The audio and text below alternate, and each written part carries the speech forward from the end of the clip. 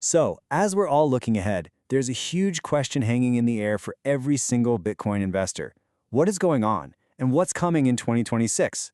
I mean, after months of just going sideways, it's totally natural to feel a little anxious. But what if the game has changed? What if the old rules just don't apply anymore? Today, we're going to dig into a new thesis that pretty much rewrites the entire playbook for Bitcoin's future. And let's be real for a second. If you're feeling that anxiety, you're not crazy. It is completely justified. Ever since about October 2025, the market has basically been spinning its wheels. You know, you're watching the charts day in and day out and seeing almost zero movement. It's frustrating, especially when everyone was expecting this massive end-of-year bull run. And to put a fine point on it, we've just been stuck, hovering right around $88,000.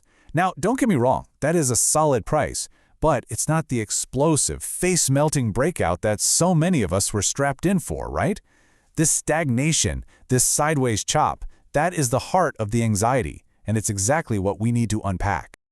Okay, so here's our game plan for getting to the bottom of this. First, we're going to talk about that stagnant feeling and look at what's really been causing the slowdown. Then, and this is the cool part, we're going to uncover some hidden signs of strength that the price charts don't really show you. From there, we'll introduce a totally new way to think about Bitcoin cycles, and finally, we'll pull it all together to see what 2026 could actually hold. All right, let's dive right in and start with the source of all this worry, the market's recent and very boring sideways movement. You know what, 2025 was really a tale of two halves, wasn't it? We had that dip way back in April, which turned out to be a fantastic buying opportunity. But then, after we hit that new high in October, it's like the rally just ran out of gas. It just stalled. And these last few months have been all about this tight, super frustrating range. And that's exactly where the doubt starts to creep into an investor's mind. So the billion-dollar question is, why? Why did it stall? Let's take a look at the forces that were slamming the brakes on Bitcoin. Well, one major theory points to other markets stealing the show. While Bitcoin was just treading water, capital was flowing somewhere else. And where was that? Gold and silver. They were absolutely skyrocketing, making these incredible gains. So it's pretty likely a lot of investors, chasing that momentum, or maybe just looking for a safer bet, moved their funds over to precious metals. And that acted as a huge headwind for crypto. But here's the thing. That capital moving to gold and silver, it isn't the whole story. Not by a long shot. If you actually look beneath the surface of the price, there were some incredibly powerful positive signs brewing. So was this just a simple case of competition from gold and silver? No way. Absolutely not. While the price was telling us one story, a story of stagnation, the actual flow of money was painting a much more bullish picture. I mean, just take a look at this. These are the ETF inflows from the very last trading day of the year. A massive $355 million flowed into Bitcoin ETFs, another $67 million into Ethereum. This isn't just a little bit of interest. This is crystal clear evidence that institutional demand was still incredibly strong. The big money was quietly buying up everything they could.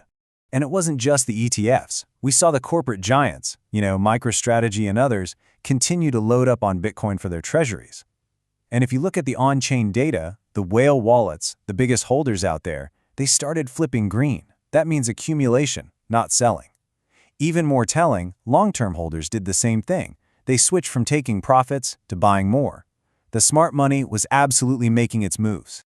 So all of this underlying strength, all this quiet buying, it brings us to this really radical new idea about how Bitcoin's timing works. And it answers that one huge question that's been floating around the community for a while now. Is the traditional 4-year cycle dead? And yeah, you're hearing it from a lot of prominent analysts now. The 4-year cycle is over. But before you panic, the most important part is what comes next. This is not a bad thing. It just means Bitcoin is now marching to the beat of a much bigger, much more powerful drum. And that new drumbeat, it's the global business cycle. So what is that? Well, put simply, it's just a way to measure how healthy the economy is as a whole. It's driven by things like interest rates and liquidity, which is really just a fancy way of saying how easy it is for businesses and people to get money to spend and grow. When liquidity is high and rates are low, the cycle goes up. So here's the new thesis. Bitcoin's price is now deeply connected to this global business cycle. It explains everything. Why didn't we get that insane parabolic rally in 2025? Because the business cycle itself never fully recovered. With high interest rates and all the geopolitical stuff going on, the liquidity, the actual fuel for a bull run, it never really flooded the system. Bitcoin's price grew, yeah, but it couldn't go completely parabolic without a roaring global economy to back it up. Okay, so if this is the new model, what does this all mean for 2026? Well, let's look at how this all builds a pretty compelling case for a major recovery.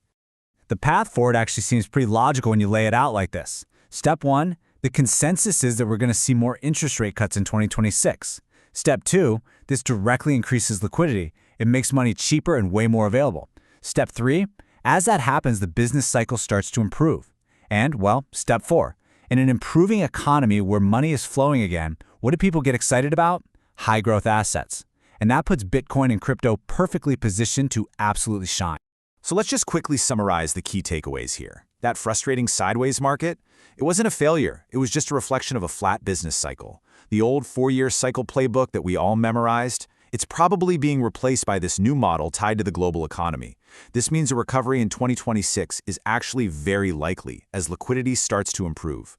The main thing here is perspective. The cycle isn't broken, it's just different. And that kind of leaves us with one final thought. If Bitcoin's timeline is no longer pre-programmed by the halvings alone, but by the slow ebb and flow of the global economy, then maybe the most valuable skill for an investor in this new era isn't about timing the market perfectly. Maybe it's just about having the patience to let the cycle play out.